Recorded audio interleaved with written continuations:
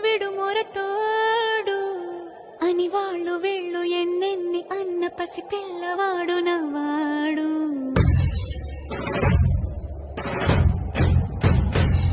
విడుముండోడు అని ఊరు వాడ అనుకున్న గాని మహారాజు నాకు నవ్వాడు.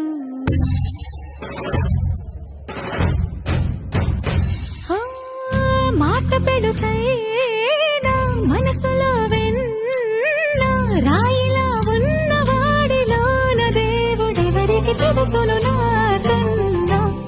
సూసేకి అగ్గిరవ్వ మాదిరే ఉంట